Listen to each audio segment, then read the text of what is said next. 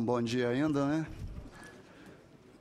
Agradecer a oportunidade de estar aqui falando em nome da CUT, justificar a ausência do nosso presidente, o Wagner Freitas, que está com a agenda em São Paulo, solicitou que eu viesse aqui representar a Central Única dos Trabalhadores.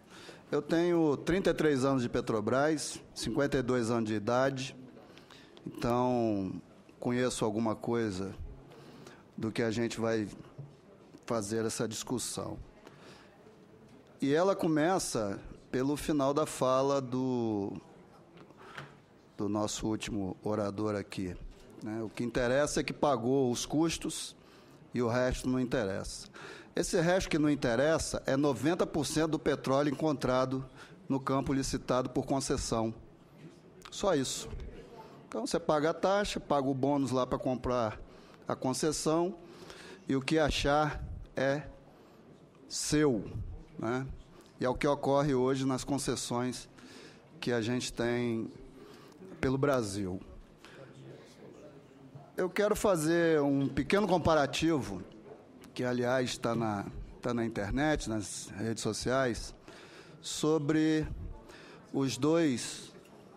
Eu vou fazer um apelo ao senador José Serra, que está dialogando ali com um dos nossos convidados, se pudessem dar mais um passo em direção ao lado para que ele possa... Mas pode acompanhar o senador, sem problema nenhum. Volta a palavra para o Vitor. Ok, obrigado, senador. Na partilha... Só vou encostar a porta para mim. O consórcio vencedor é o que oferecer maior retorno de petróleo para o governo.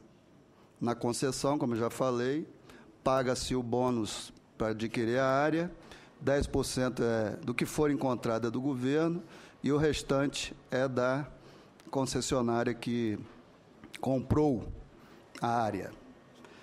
Na partilha, né, a Petrobras, por ter, na atual lei, 30%, ela vai manter o regime de produção, não vai exaurir o campo, né, porque um dos grandes problemas é a produção predatória. E o exemplo que a gente tem é a Argentina, que entregou os seus campos à Repsol, e a produção que era estimada para 30 anos foi exaurida em 10. E hoje a Argentina está lá no processo todo de renovação, né, das suas reservas, busca por novas reservas, porque as que eram mapeadas e foram entregues à Repsol foram exauridas. No regime de concessão, logicamente, o governo não tem controle nenhum sobre o regime de produção e o exemplo é o que a Argentina tem. No regime da partilha, né, a questão dos royalties ser destinado e ter especificamente sido destinado para a saúde e educação é uma garantia para que, por exemplo, não aconteça o que a gente tem lá na minha doce Campos dos Goytacazes, no norte e noroeste do Rio de Janeiro, e que o royalty é aplicado para tudo, sem participação popular e sem controle social. E aí, quando vem uma crise como essa, que o barril do petróleo cai de 120 para 40 dólares, a prefeitura não tem planejamento e começa a cortar tudo, porque não tem o dinheiro do royalty para bancar as pirotecnias que se utilizam para justificar a gastança dos royalties, que hoje não tem controle social. Outro ponto fundamental é a questão do conteúdo nacional. E a diferença está aí para qualquer um comprovar, apesar da utilização política da Operação Lava Jato, que preda unicamente os terceirizados, que estão sofrendo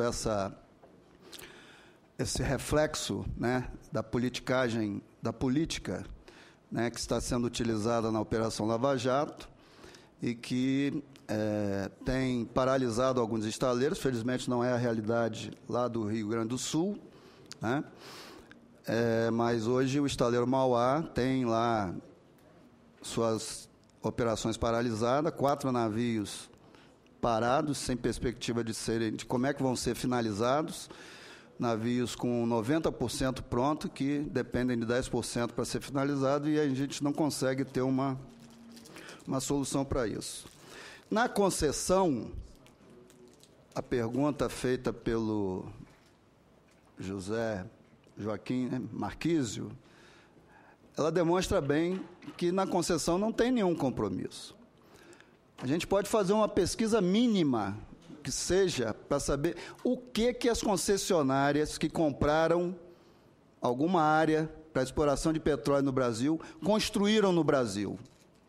Qual foi a empresa brasileira que essas concessionárias investiram para desenvolver tecnologia e comprar equipamentos no Brasil? Eu não vou dizer aqui nenhuma, mas é muito próximo de nenhuma. Eu tentei achar no meu computador aqui, também travou, né? Nós temos, então, essa discussão, né, sobre concessão e partilha, um momento totalmente inadequado. Como disse o senador, e aí a gente é obrigado a concordar com ele, é inaceitável que a Petrobras, através do governo federal, pense em vender algum ativo nesse momento.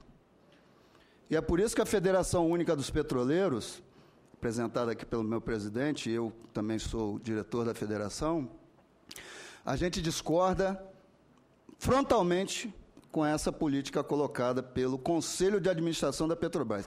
E aqui cabe um registro. O ex-atual presidente do Conselho de Administração se licenciou, né, do cargo e saiu atirando nos trabalhadores, dizendo que tem um acordo coletivo muito bom, tem várias regalias. Eu gostaria de propor ao licenciado presidente do CEA que ele embarcasse e passasse 14 dias dentro de não de uma unidade da Petrobras, mas de uma unidade afetada da Petrobras, para saber o que é a realidade, e aí faço um link aqui com a questão da terceirização. A Petrobras utiliza hoje uma política de governo, né, uma brecha na legislação. A produção do pré-sal hoje, de mais de 1 milhão de barris de petróleo, ela é toda terceirizada, inclusive na sua atividade fim. Os navios afretados pela Petrobras que estão produzindo no pré-sal, todos afrontam a legislação brasileira porque são operados na produção por empresas, por terceirizados. Aqui a gente reforça a posição tanto da Federação Única quanto da CUT. Não temos nada contra o trabalhador terceirizado. Pelo contrário, é uma força de trabalho que tem contribuído para o desenvolvimento do país. O que a gente é contra é a exploração predatória, que inclusive esse PL 4330 vai aprofundar. Então é bom que fique claro, né, essa diferenciação do que a gente pensa e do que é proposto no PL 4330. Então, a gente caminha, né, para um debate em que hoje nós temos no mundo, quando se fala que a Petrobras está praticamente quebrada, é interessante que não se falam das outras operadoras. Todas as operadoras de petróleo, ou pelo menos as maiores, as 10 maiores operadoras de petróleo do mundo, estatais, como a Petrobras, como a Amoco da Arábia Saudita, como na Venezuela, ou como as Exxon, Chevron da vida, tiveram prejuízo no primeiro semestre, por conta do preço do petróleo, logicamente, e da geopolítica colocada na questão do petróleo. Então, não dá para querer falar aqui da Petrobras sem falar das outras, porque aí eu estou falando de petróleo e vou querer falar de padaria. Então, se a gente quer fazer uma discussão aprofundada aqui, temos que falar de todas, e todas apresentar. E a Petrobras tem uma coisa sui generis. Do terceiro trimestre, o balanço da Petrobras no terceiro trimestre, ele foi de 500 milhões, né? Fruto de uma disputa judicial que a Petrobras tinha com o governo, de uma interpretação de impostos, que a Petrobras não recolheu, perdeu e teve que pagar. E só nisso foram 2 bilhões e 400 milhões de reais que a Petrobras teve que pagar ao governo por uma disputa judicial que é preciso ser investigada. O que levou o jurídico da Petrobras a interpretar que não teria que pagar esses impostos e agora a conta veio e isso prejudicou o balanço da empresa. Porque imaginemos se a Petrobras, em vez de não ter essa dívida, ela apresenta um balanço de 3 bilhões de lucro no terceiro trimestre. A gente estaria falando aqui em outras bases sobre essa discussão de partilha ou concessão. Então, contribuição que eu tenho a trazer aqui, né, para esse debate é de que nós não estamos aqui fazendo defesa por defesa. Da mesma maneira que quem defende que a concessão é o melhor para o Brasil se considera o dono da verdade, a gente aqui, quando faz a defesa da partilha, também tem o direito de se considerar dono da verdade e discordar de várias afirmações colocadas aqui, né? Então, para finalizar, quero dizer também que todas as operadoras de petróleo no mundo revisaram os seus planos de negócio. Seria uma temeridade se a Petrobras não tivesse feito. Um plano de negócio gestado em 2013, prevendo o barril de petróleo a 120 e o dólar a 2,30, se não fosse revisto, era para pedir cadeia para uma presidência ou uma direção da Petrobras e o seu conselho de administração. Então, fez-o e fez correto, como todas fizeram. Todas as empresas de petróleo refizeram seus planos de negócio, porque era inimaginável que o barril de petróleo sofresse, era imaginável que não se manteria 120 dólares também. Isso era fato, mas era inimaginável que chegasse a 40, 45 dólares, como está hoje, né? Esse é um ponto. Então, finalizo aqui também para fazer coro com algumas afirmações aqui, é bom de se falar depois aqui. Interessante que o PIB, né, ele serve para corrigir a saúde, mas quando é para corrigir o salário mínimo, ele não serve.